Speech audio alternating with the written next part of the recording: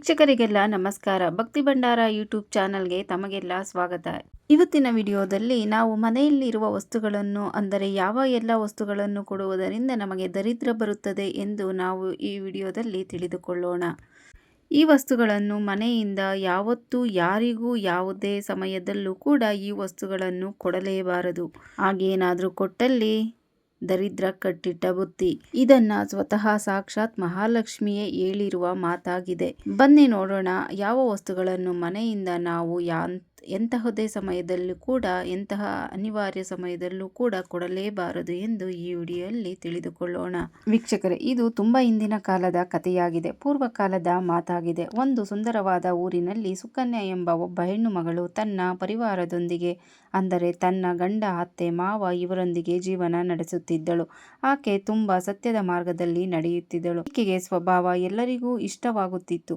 ಹಾಗೆ ತುಂಬಾ ಹೃದಯವಂತಳೂ ಆಗಿದ್ದಳು. ತುಂಬ ದಾನಿಯೂ ಆಗಿದ್ದಳು. ಆಕೆಯ ಗಂಡ ಒಬ್ಬ ವ್ಯಾಪಾರಿಯಾಗಿದ್ದ. ಧಾನ್ಯದ ಅಂಗಡಿಯನ್ನು ನಡೆಸುತ್ತಿದ್ದ. ಸುಕನ್ಯಾ ತನ್ನ ಗಂಡನನ್ನು ತುಂಬ ಪ್ರೀತಿಸುತ್ತಿದ್ದಳು. ಪ್ರತಿದಿನ ಮುಂಜಾನೆಯೇ ಎದ್ದು ಮನೆಯ ಬಾಗಿಲ ಮುಂದೆ ಸ್ವಚ್ಛಗೊಳಿಸುತ್ತಿದ್ದಳು. ರಂಗೋಲಿಯನ್ನು ಹಾಕಿ ಸುಂದರವಾಗಿ ಇಡುತ್ತಿದ್ದಳು. ನಂತರ ದಿನನಿತ್ಯದ ಕಾರ್ಯಗಳನ್ನು ಮುಗಿಸಿ ಸ್ನಾನ ಮಾಡಿ ತುಳಸಿ ಗಿಡಕ್ಕೆ ನೀರು ಹಾಕಿ ದೇವರ ಪೂಜೆಯನ್ನು ಮಾಡುತ್ತಿದ್ದಳು. ಈ ರೀತಿ ಪ್ರತಿದಿನ ನಿತ್ಯ ಕರ್ಮಗಳನ್ನು ಮಾಡುತ್ತಿದ್ದಳು. ಬೇರೆ ಯಾರನ್ನೂ ನಿಂದಿಸುತ್ತಿರಲಿಲ್ಲ. ಎಲ್ಲರ ಜೊತೆಯಲ್ಲಿ ಚೆನ್ನಾಗಿ ಇರುತ್ತಿದ್ದಳು. ಎಲ್ಲರೂ ಈಕೆಯನ್ನು ಸಾಕ್ಷಾತ್ ಲಕ್ಷ್ಮಿಯ ಗುಣಗಳನ್ನು ಹೊಂದಿರುವವಳು ಎಂದು ತಿಳಿದಿದ್ದರು. ಹಾಗೆಯೇ ದಾನದ ವಿಷಯ ಬಂದಾಗ ಯಾವತ್ತೂ ಈಕೆ ಹಿಂಜರಿಯುತ್ತಿರಲಿಲ್ಲ. ಮನೆಯ ಹತ್ತಿರ ಯಾರೇ ಬಂದರೂ ಬರಿಗೈಯಲ್ಲಿ ಕಳಿಸುತ್ತಿರಲಿಲ್ಲ. ಮನೆಗೆ ಯಾರೇ ಬಂದರೂ ಅವರನ್ನು ಸತ್ಕರಿಸಿ ಉಪಚಾರವನ್ನು ಮಾಡುತ್ತಿದ್ದಳು. ಆಕೆಯನ್ನು ಎಲ್ಲರೂ ಆಶೀರ್ವದಿಸುತ್ತಿದ್ದರು. ಈ ಮಾತುಗಳನ್ನು ಕೇಳಿ ಸುಕನ್ಯಾ ಯಾವತ್ತೂ ಅಹಂಕಾರ ಪಡುತ್ತಿರಲಿಲ್ಲ. ಎಲ್ಲರಿಗೂ ಗೌರವ ಕೊಟ್ಟು ಮಾತನಾಡಿಸುತ್ತಿದ್ದಳು. ಆದರೆ ಒಂದು ದಿನ ಪಕ್ಕದ ಮನೆಯ ಮಹಿಳೆ ಮನೆಗೆ ಬರುತ್ತಾಳೆ. ಆಗ ಸುಕನ್ಯಾ ಕೇಳುತ್ತಾಳೆ, ತಂಗಿ, ನಿನಗೆ ಏನಾದರೂ ಅವಶ್ಯಕತೆ ಇದ್ದರೆ ಹೇಳು, ನಾನು ನಿನಗೆ ಸಹಾಯ ಮಾಡುತ್ತೇನೆ ಎಂದು ಹೇಳುತ್ತಾಳೆ. ಆಗ ಪಕ್ಕದ ಮನೆ ಮಹಿಳೆ, ನಮ್ಮ ಮನೆಗೆ ತುಂಬ ಅತಿಥಿಗಳು ಬಂದಿದ್ದಾರೆ. ಅವರಿಗೆಲ್ಲ ನಾನು ಅಡುಗೆಯನ್ನು ಮಾಡುತ್ತಿದ್ದೇನೆ, ಅಂದರೆ ರೊಟ್ಟಿಯನ್ನು ಮಾಡುತ್ತಿದ್ದೇನೆ. ರೊಟ್ಟಿಯ ಮಣೆ ಮತ್ತು ತವೆ ಕೇಳಲು ಬಂದಿದ್ದೇನೆ. ಇವೆರಡನ್ನೂ ಕೊಡಿ, ರೊಟ್ಟಿಯನ್ನು ಮಾಡಿ ಆಮೇಲೆ ತಂದು ಕೊಡುತ್ತೇನೆ ಎಂದು ಕೇಳುತ್ತಾಳೆ. ಆಗ ಅವನ್ನು ಸುಕನ್ಯಾ ತಂದು ಕೊಡುತ್ತಾಳೆ. ಅವಳು ತೆಗೆದುಕೊಂಡು ಹೋಗುತ್ತಾಳೆ. ಸ್ವಲ್ಪ ಸಮಯದ ನಂತರ ಮತ್ತೊಂದು ಮಹಿಳೆ ಮನೆಗೆ ಬರುತ್ತಾಳೆ. ಸುಕನ್ಯಾ ಆಕೆಯನ್ನು ಕೂಡ ಗೌರವದಿಂದ ಸತ್ಕರಿಸುತ್ತಾಳೆ. ಬನ್ನಿ, ನನ್ನಿಂದ ಏನು ಆಗಬೇಕು ಎಂದು ಕೇಳುತ್ತಾಳೆ. ಆಗ ಆ ಸ್ತ್ರೀ ಹೇಳುತ್ತಾ, ನಮ್ಮ ಮನೆ ತುಂಬ ಕೊಳಕಾಗಿದೆ. ಸ್ವಚ್ಛಗೊಳಿಸಲು ನಮ್ಮ ಮನೆಯಲ್ಲಿ ಏನೂ ಇಲ್ಲ. ಹಾಗಾಗಿ ನಿಮ್ಮ ಬಳಿ ಪೊರಕೆಯನ್ನು ಕೇಳಲು ಬಂದಿದ್ದೇನೆ. ನಿಮಗೆ ಏನು ಸಮಸ್ಯೆ ಇಲ್ಲ ಅಂದರೆ ಪೊರಕೆ ಕೊಡಿ, ನಮ್ಮ ಮನೆಯನ್ನು ಸ್ವಚ್ಛಗೊಳಿಸಿ ಆಮೇಲೆ ತಂದು ಕೊಡುತ್ತೇನೆ ಎಂದು ಹೇಳುತ್ತಾಳೆ. ಸುಕನ್ಯಾ ಹಿಂದು ಮುಂದು ನೋಡದೆ ಪೊರಕೆಯನ್ನು ಕೊಡುತ್ತಾಳೆ. ಸ್ವಲ್ಪ ಸಮಯದ ನಂತರ ಮತ್ತೊಬ್ಬ ಸ್ತ್ರೀ ಸುಕನ್ಯಾ ಮನೆಗೆ ಬರುತ್ತಾಳೆ. ಸುಕನ್ಯಾ ಆಕೆಯನ್ನು ಕೂಡ ತುಂಬ ಪ್ರೀತಿಯಿಂದ ನೋಡುತ್ತಾಳೆ. ನನ್ನಿಂದ ಏನು ಆಗಬೇಕು ಹೇಳು, ಏನು ವಿಷಯ ಹೇಳು ಎಂದು ಕೇಳುತ್ತಾಳೆ. ಆಗ ಆ ಸ್ತ್ರೀ, ಅಮ್ಮ, ನಮ್ಮ ಮಗಳನ್ನು ನೋಡಲು ಗಂಡಿನ ಕಡೆಯವರು ಬರುತ್ತಾರೆ. ಹಾಗಾಗಿ ನಮ್ಮ ಬಳಿ ಏನೂ ಒಡವೆಗಳಿಲ್ಲ. ಅದಕ್ಕೆ ನಮ್ಮ ಮಗಳಿಗೆ ಹಾಕಲು ಸ್ವಲ್ಪ ಒಡವೆ ಬಟ್ಟೆಗಳನ್ನು ಕೊಟ್ಟರೆ ತುಂಬ ಸಹಾಯವಾಗುತ್ತದೆ ಎಂದು ಕೇಳುತ್ತಾಳೆ. ಆಗ ಸುಕನ್ಯಾ, ಇಷ್ಟು ಚಿಕ್ಕ ವಿಷಯಕ್ಕೆ ಇಷ್ಟು ಕೇಳಬೇಕಾ ಅಂತ ನಿನ್ನ ಮಗಳು ನನ್ನ ಮಗಳ ಹಾಗೆ ಎಂದು ಬಟ್ಟೆ ಒಡವೆಗಳನ್ನು ಕೊಡುತ್ತಾಳೆ. ಆಕೆ ತುಂಬ ಖುಷಿಯಾಗಿ ಅವನ್ನು ತೆಗೆದುಕೊಂಡು ಹೋಗುತ್ತಾಳೆ. ನಂತರ ಸಂಜೆ ಮತ್ತೊಬ್ಬರು ಸುಕನ್ಯಾ ಮನೆಗೆ ಬರುತ್ತಾರೆ. ಸುಕನ್ಯಾ ಕೂಡ ತುಂಬ ಪ್ರೀತಿಯಿಂದ ಸ್ವಾಗತಿಸುತ್ತಾರೆ. ಬನ್ನಿ ಒಳಗೆ, ನನ್ನಿಂದ ಏನಾಗಬೇಕು ಹೇಳಿ, ಕುಳಿತುಕೊಳ್ಳಿ ಎಂದು ಉಪಚರಿಸುತ್ತಾಳೆ. ಸುಕನ್ಯಾ, ನೀನು ತುಂಬ ಹೃದಯವಂತೆ ಆಗಿದ್ದೀಯ. ನೀನು ನನ್ನ ತಂಗಿ ಥರ ಎಂದು ನಾನು ಭಾವಿಸಿದ್ದೇನೆ. ನೀನು ಎಲ್ಲರಿಗೂ ಸಹಾಯವನ್ನು ಮಾಡುತ್ತಿದ್ದೀಯ. ಹಾಗಾಗಿ ನಾನು ಬಂದಿದ್ದೇನೆ. ನನ್ನ ಮಗು ಅಳುತ್ತಲಿದೆ. ಮಗುವಿಗೆ ಹಾಲು ತರಲು ಸಹ ನನ್ನ ಹತ್ತಿರ ಹಣವಿಲ್ಲ. ಹಾಗಾಗಿ ನಿನ್ನ ಹತ್ತಿರ ಹಣ ಕೇಳಲು ಬಂದಿದ್ದೇನೆ ಎಂದು ಆ ಮಹಿಳೆ ಹೇಳುತ್ತಾಳೆ. ಸುಕನ್ಯಾ ಹೇಳುತ್ತಾಳೆ, ಇದರಲ್ಲಿ ಏನು ದೊಡ್ಡ ವಿಷಯ ಇಲ್ಲ, ನಾನೇ ಹಾಲನ್ನು ತರುತ್ತೇನೆ ಎಂದು ಸುಕನ್ಯಾ ಹೇಳುತ್ತಾಳೆ. ಹಾಗೆ ಹಾಲನ್ನು ತಂದು ಕೊಡುತ್ತಾಳೆ. ಆ ಪಕ್ಕದ ಮನೆಯವರು ಮಹಿಳೆ ಹಾಲನ್ನು ತೆಗೆದುಕೊಂಡು ಹೋಗುತ್ತಾಳೆ. ಹೀಗೆ ಸುಕನ್ಯಾ ಎಲ್ಲರಿಗೂ ಸಹಾಯ ಮಾಡುತ್ತಾಳೆ. ಸಂಜೆ ಆಯಿತು. ಆಕೆಯ ಗಂಡ ಮನೆಗೆ ಬರುತ್ತಾನೆ. ರಾತ್ರಿಯ ಊಟ ಮುಗಿಸಿ ಮಲಗುತ್ತಾರೆ. ಮಾರನೆಯ ದಿನ ಬೆಳಗ್ಗೆ ಒಂದು ಕೆಟ್ಟ ಸುದ್ದಿ ಬರುತ್ತದೆ. ಒಬ್ಬ ವ್ಯಕ್ತಿ ಸುಕನ್ಯಳ ಮನೆಗೆ ಬರುತ್ತಾನೆ. ಬಂದು, ಅಣ್ಣ, ರಾತ್ರಿ ಅಂಗಡಿಯಲ್ಲಿ ಕಳ್ಳತನವಾಗಿದೆ, ಅಂಗಡಿಯಲ್ಲಿ ಏನೂ ಇಲ್ಲ, ಎಲ್ಲ ಖಾಲಿಯಾಗಿದೆ ಎಂದು ಹೇಳುತ್ತಾನೆ. ಸುಕನ್ಯಾ ಗಂಡ ಗಾಬರಿಗೊಂಡು ಓಡಿ ಹೋಗಿ ಅಂಗಡಿಯನ್ನು ನೋಡಿದಾಗ ಅಂಗಡಿಯಲ್ಲಿ ಇರುವ ಎಲ್ಲ ವಸ್ತುಗಳು ಸಂಪೂರ್ಣವಾಗಿ ಖಾಲಿಯಾಗಿರುತ್ತವೆ. ಅದನ್ನು ನೋಡಿ ಸುಕನ್ಯಾ ಗಂಡ ತುಂಬಾ ದುಃಖದಿಂದ ಮನೆಗೆ ಬರುತ್ತಾನೆ. ಬಂದು ಸುಕನ್ಯಾಗೆ ಎಲ್ಲ ವಿಷಯಗಳನ್ನು ಹೇಳುತ್ತಾನೆ. ಅದನ್ನು ಕೇಳಿ ಸುಕನ್ಯಾ ಕೂಡ ತುಂಬಾ ದುಃಖ ಪಡುತ್ತಾಳೆ ಮತ್ತು ಗಂಡನಿಗೆ ಹೇಳುತ್ತಾಳೆ, ನೀವು ಏನೂ ಚಿಂತೆ ಮಾಡಬೇಡಿ, ಮನೆಯಲ್ಲಿ ಇನ್ನೂ ತುಂಬ ಧನ ಸಂಪತ್ತು ಇದೆ, ಇದರಿಂದ ವ್ಯಾಪಾರವನ್ನು ಮತ್ತೆ ಮಾಡಬಹುದು ಎಂದು ಹೇಳಿ ಧನ ಸಂಪತ್ತನ್ನು ನೋಡಲು ಹೋಗುತ್ತಾಳೆ. ಅದು ಕೂಡ ಪೂರ್ತಿ ಖಾಲಿಯಾಗಿರುತ್ತದೆ. ಇದನ್ನು ನೋಡಿ ಸುಕನ್ಯಾಳು ತುಂಬ ಆಶ್ಚರ್ಯಪಡುತ್ತಾಳೆ. ಮನೆಯಲ್ಲಿಯೂ ಸಹ ಧನ ಸಂಪತ್ತು ಖಾಲಿಯಾಗಿದೆಯಲ್ಲ ಎಂದು ತುಂಬ ಅಳುತ್ತಾಳೆ. ಇದೆಲ್ಲ ಹೇಗಾಯಿತು ಎಂದು ಯೋಚಿಸುತ್ತಾಳೆ. ಹಾಗೆ ಗಂಡನಿಗೂ ವಿಷಯವನ್ನು ತಿಳಿಸುತ್ತಾಳೆ. ಗಂಡ ತುಂಬ ಕೋಪಗೊಳ್ಳುತ್ತಾನೆ. ನಂತರ ಕೇಳುತ್ತಾನೆ, ಸುಕನ್ಯಾ, ನಿಜ ಹೇಳು, ನಮ್ಮ ಮನೆಯಲ್ಲಿ ಇರುವಂತಹ ಒಡವೆಗಳು ಎಲ್ಲಿ ಹೋಯಿತು, ನಿಜ ಹೇಳು ಎಂದು ಕೇಳುತ್ತಾನೆ. ಸುಕನ್ಯಾ, ನಾನು ಮನೆಯಲ್ಲೇ ಇದ್ದೀನಿ, ಎಲ್ಲ ಹಣ ಒಡವೆ ಎಲ್ಲವನ್ನೂ ಯಾರು ಕಳ್ಳತನ ಮಾಡಿದರು ಅಂತ ಗೊತ್ತಿಲ್ಲ. ಆಗ ಗಂಡ ಹೇಳುತ್ತಾನೆ, ಅಕ್ಕಪಕ್ಕ ಮನೆಯವರಿಗೆ ಒಡವೆ ಹಣ ಎಲ್ಲವನ್ನೂ ಕೊಡುತ್ತಿದ್ದೀಯ, ಅವರಲ್ಲಿ ಯಾರೋ ಒಬ್ಬರು ಎಲ್ಲವನ್ನೂ ಲೂಟಿ ಮಾಡಿದ್ದಾರೆ ಎಂದು ಹೇಳುತ್ತಾನೆ. ಆಗ ಸುಕನ್ಯಾ ಗಂಡನಿಗೆ ಒಂದು ಮಾತನ್ನು ಹೇಳುತ್ತಾಳೆ, ನೀವು ಚಿಂತಿಸಬೇಡಿ, ನಾನು ನನ್ನ ಒಡವೆಗಳನ್ನು ಸ್ವಲ್ಪ ಪಕ್ಕದ ಮನೆಯವರಿಗೆ ಕೊಟ್ಟಿದ್ದೇನೆ, ಆಕೆಯಿಂದ ತೆಗೆದುಕೊಂಡು ಬರುತ್ತೇನೆ ಎಂದು ಹೇಳಿ ಪಕ್ಕದ ಮನೆಯವರ ಹತ್ತಿರ ಕೇಳಲು ಹೋಗುತ್ತಾಳೆ. ಆದರೆ ಆ ಮನೆಯಲ್ಲಿ ಯಾರೂ ಇರಲಿಲ್ಲ. ಸುಕನ್ಯಾಳ ಒಡವೆ ವಸ್ತುಗಳನ್ನು ತೆಗೆದುಕೊಂಡು ಮನೆಯನ್ನು ಬಿಟ್ಟು ಹೋಗಿರುತ್ತಾರೆ.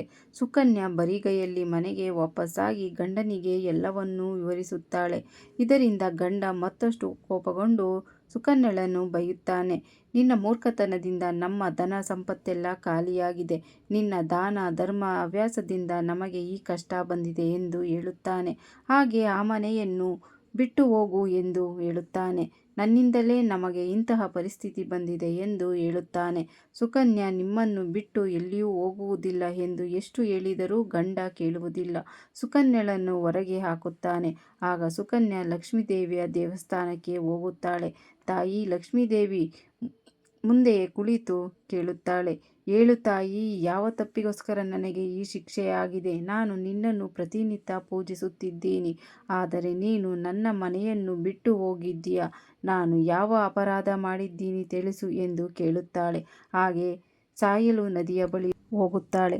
ಹಾಗೆ ಸಾಕ್ಷಾತ್ ಲಕ್ಷ್ಮೀದೇವಿ ಪ್ರತ್ಯಕ್ಷವಾಗಿ ಈ ಮಾತನ್ನು ಹೇಳುತ್ತಾಳೆ, ನೀನು ಏನು ಮಾಡಲು ಹೊರಟಿದ್ದೀಯಾ, ನಿಲ್ಲು ಎಂದು ಹೇಳುತ್ತಾಳೆ. ಸುಕನ್ಯಾ ಸಾಕ್ಷಾತ್ ಲಕ್ಷ್ಮಿಯನ್ನು ನೋಡಿ ಆಶ್ಚರ್ಯಗೊಂಡು ಹೀಗೆ ಹೇಳುತ್ತಾಳೆ, ತಾಯಿ ಲಕ್ಷ್ಮೀದೇವಿ, ನನ್ನನ್ನು ಕ್ಷಮಿಸು, ನಾನು ತುಂಬ ದೊಡ್ಡ ತಪ್ಪನ್ನು ಮಾಡಿದ್ದೀನಿ, ನನ್ನ ಗಂಡನನ್ನು ಬಿಟ್ಟು ಇರಲು ಸಾಧ್ಯವಿಲ್ಲ, ಹಾಗಾಗಿ ನನ್ನ ಪ್ರಾಣ ಕೊಡಲು ಹೋಗುತ್ತಿದ್ದೀನಿ. ಆಗ ಲಕ್ಷ್ಮೀದೇವಿ ಹೇಳುತ್ತಾರೆ, ನನಗೆ ಎಲ್ಲವೂ ಗೊತ್ತಿದೆ, ಎಲ್ಲದಕ್ಕೂ ನೀನೇ ಕಾರಣ, ನಿನಗೆ ಗೊತ್ತಿಲ್ಲದೆ ಕೆಲವು ವಸ್ತುಗಳನ್ನು ದಾನವಾಗಿ ಕೊಟ್ಟಿದ್ದೀಯ, ಅದಕ್ಕೆ ನಾನು ನಿನ್ನ ಮನೆಯನ್ನು ಬಿಟ್ಟು ಬಂದಿದ್ದೀನಿ. ಯಾವ ಸ್ತ್ರೀಯರು ತನ್ನ ಮನೆಯಲ್ಲಿ ಇರುವ ಈ ವಸ್ತುಗಳನ್ನು ಬೇರೆಯವರಿಗೆ ಕೊಟ್ಟು ಬಿಡುತ್ತಾರೋ ಅಂತಹ ಮನೆಯಲ್ಲಿ ನಾನು ವಾಸ ಮಾಡುವುದಿಲ್ಲ. ನಾನು ಆ ವಸ್ತುಗಳ ಜೊತೆಗೆ ಆ ಮನೆಯನ್ನು ಬಿಟ್ಟು ಹೊರಡುತ್ತೇನೆ. ಆಗ ಸುಕನ್ಯಾ ಹೇಳುತ್ತಾಳೆ, ಯಾವ ವಸ್ತುಗಳನ್ನು ಕೊಟ್ಟಿದ್ದೀನಿ, ದಯವಿಟ್ಟು ತಿಳಿಸು. ನಂತರ ಲಕ್ಷ್ಮಿ ಹೇಳುತ್ತಾಳೆ, ಗಮನವಿಟ್ಟು ಕೇಳು, ನಾನು ಕೆಲವು ವಸ್ತುಗಳ ಬಗ್ಗೆ ನಿನಗೆ ತಿಳಿಸುತ್ತೀನಿ. ಆ ವಸ್ತುಗಳನ್ನು ಯಾವುದೇ ಸ್ತ್ರೀಯಾಗಲಿ ಬೇರೆಯವರಿಗೆ ಕೊಡಬಾರದು. ಎಲ್ಲಕ್ಕಿಂತಲೂ ಮೊದಲು ಅಡುಗೆಯನ್ನು ಮಾಡಲು ಬಳಸುವ ರೊಟ್ಟಿಯನ್ನು ಮಾಡುವ ಮಣೆಯನ್ನು ಕೊಡಬಾರದು, ಯಾಕೆಂದರೆ ಅಡುಗೆ ಮನೆಯಲ್ಲಿ ಇದಕ್ಕೆ ಹೆಚ್ಚಿನ ಮಹತ್ವವಿರುತ್ತದೆ. ಈ ವಸ್ತುಗಳ ಪಾವಿತ್ರ್ಯತೆಯನ್ನು ಯಾವತ್ತಿಗೂ ಉಳಿಸಿಕೊಳ್ಳಬೇಕು ಮತ್ತು ಬೇರೆಯವರಿಗೆ ಆ ವಸ್ತುಗಳನ್ನು ಕೊಟ್ಟಾಗ ಇವು ಅಪವಿತ್ರವಾಗುತ್ತವೆ. ಇನ್ನು ನಿಮ್ಮ ಮನೆಯಲ್ಲಿ ಇರುವ ಪೊರಕೆಯನ್ನು ಕೊಟ್ಟಿದ್ದೀಯಾ, ಯಾವ ವಸ್ತುವಿನಲ್ಲಿ ನನ್ನ ವಾಸವಿರುತ್ತದೆಯೋ ಆ ವಸ್ತುವನ್ನು ಕೊಟ್ಟರೆ ಹೇಗೆ ನಾನು ನಿಮ್ಮ ಮನೆಯಲ್ಲಿರಲು ಸಾಧ್ಯ ಎಂದು ಹೇಳುತ್ತಾಳೆ. ಪೊರಕೆ ಒಂದು ಶ್ರೇಷ್ಠವಾದ ವಸ್ತುವಾಗಿದೆ, ಅದನ್ನು ಯಾರಿಗೂ ಯಾವ ಕಾರಣಕ್ಕೂ ಕೊಡಬಾರದು, ಕಾಣದ ಹಾಗೆ ಇಟ್ಟಿರಬೇಕು, ಕಾಲು ಸ್ಪರ್ಶವಾಗಬಾರದು. ಇನ್ನು ನಿನ್ನ ಒಡವೆಗಳನ್ನು ಸಹ ಕೊಟ್ಟಿದ್ದೀಯ, ನೀನು ಧರಿಸುವ ಒಡವೆಗಳಲ್ಲಿಯೂ ನಾನು ವಾಸ ಮಾಡುತ್ತಿದ್ದೀನಿ. ಮದುವೆಯಾದ ಸ್ತ್ರೀ ತನ್ನ ಒಡವೆಗಳನ್ನು ಕೊಡಬಾರದು. ಯಾವ ಸ್ತ್ರೀ ತನ್ನ ಆಭರಣಗಳನ್ನು ಬೇರೆಯವರಿಗೆ ಕೊಡುತ್ತಾರೋ ಅಂತಹವರಿಗೆ ತುಂಬ ಬಡತನ ಬರುತ್ತದೆ. ಇನ್ನು 4ನೆಯ ವಸ್ತು ಬಗ್ಗೆ ಕೇಳು. ಯಾವುದೇ ಮನುಷ್ಯ ಸಾಯಂಕಾಲ ಶುಭ್ರ ವಸ್ತುಗಳನ್ನು ದಾನ ಮಾಡಬಾರದು, ಬಿಳಿ ಬಣ್ಣದ ವಸ್ತುಗಳನ್ನು ದಾನ ಮಾಡಬಾರದು. ಆದರೆ ನೀನು ಸಾಯಂಕಾಲ ಹಾಲನ್ನು ಕೊಟ್ಟಿದ್ದೀಯ. ಸಾಯಂಕಾಲ ಇದನ್ನು ಕೊಟ್ಟರೆ ದೌರ್ಭಾಗ್ಯ ಬರುತ್ತದೆ. ತಾಯಿ ಲಕ್ಷ್ಮೀದೇವಿ ಈ ರೀತಿ ಹೇಳುತ್ತಾಳೆ. ಸುಕನ್ಯಾ ಎಲ್ಲ ವಿಷಯಗಳನ್ನು ಹೇಳಿದ್ದೇನೆ. ಈ ವಸ್ತುಗಳನ್ನು ಯಾವತ್ತಿಗೂ ದಾನ ಮಾಡಬೇಡ ಎಂದು ಹೇಳುತ್ತಾಳೆ. ಆಗ ಸುಕನ್ಯಾ ತಾಯಿ, ನನ್ನನ್ನು ಕ್ಷಮಿಸು, ಪ್ರಾಯಶ್ಚಿತ್ತಕ್ಕೆ ಒಂದು ಉಪಾಯವನ್ನು ತಿಳಿಸು ಎಂದು ಕೇಳುತ್ತಾಳೆ. ಆಗ ಲಕ್ಷ್ಮೀದೇವಿ, ನೀನು ಈಗಾಗಲೇ ಪ್ರಾಯಶ್ಚಿತ್ತವನ್ನು ಮಾಡಿಕೊಂಡಿದ್ದೀಯ. ನೀನು ಮರಳಿ ಮನೆಗೆ ಹೋಗು. ನೀನು ಮನೆಗೆ ಹೋಗುವ ಮೊದಲೇ ನಿನ್ನ ಸಂಪತ್ತನ್ನು ಮರಳಿ ಕೊಡುತ್ತೇನೆ ಎಂದು ಹೇಳಿ ಅಲ್ಲಿಂದ ಮಾಯವಾಗುತ್ತಾರೆ. ಸುಕನ್ಯಾ ಲಕ್ಷ್ಮೀದೇವಿಗೆ ಧನ್ಯವಾದಗಳನ್ನು ಹೇಳುತ್ತಾಳೆ. ಸುಕನ್ಯಾ ವಾಪಸ್ ಮನೆಗೆ ಹೋಗುತ್ತಿದ್ದಾಳೆ. ತನ್ನ ಗಂಡ ಸುಕನ್ಯಾಳನ್ನು ಹುಡುಕುತ್ತಿರುತ್ತಾನೆ. ಹಾಗೆ ಸುಕನ್ಯಾ ಹತ್ತಿರ ಬಂದು, ನನ್ನನ್ನು ಕ್ಷಮಿಸು, ನೀನು ಸಾಕ್ಷಾತ್ ಮಹಾದೇವಿಗೆ ಸಮಾನವಾಗಿದ್ದೀಯ. ತಾಯಿ ಲಕ್ಷ್ಮೀದೇವಿಯ ಕೃಪೆಯಿಂದ ನಮ್ಮ ಸಂಪತ್ತು ಮರಳಿ ಸಿಕ್ಕಿದೆ. ಯಾರೆಲ್ಲ ನಮ್ಮ ಧನ ಸಂಪತ್ತನ್ನು ಲೂಟಿ ಮಾಡಿದ್ದರೋ ನಮಗೆ ವಾಪಸ್ ಕೊಟ್ಟಿದ್ದಾರೆ. ನಿನ್ನ ಹೆಸರಿನ ಮೇಲೆ ಕ್ಷಮೆಯನ್ನು ಕೇಳಿದ್ದಾರೆ ಎಂದು ಹೇಳಿ ತನ್ನ ಗಂಡ ಸುಕನ್ಯಾಳನ್ನು ಕರೆದುಕೊಂಡು ಮನೆಗೆ ಬರುತ್ತಾನೆ. ಮನೆಗೆ ಎಲ್ಲ ಸಂಪತ್ತು ವಾಪಸ್ ಬರುತ್ತದೆ. ಅಂದಿನಿಂದ ಈ ವಸ್ತುಗಳನ್ನು ಬೇರೆಯವರಿಗೆ ಕೊಡಲೇ ಇಲ್ಲ.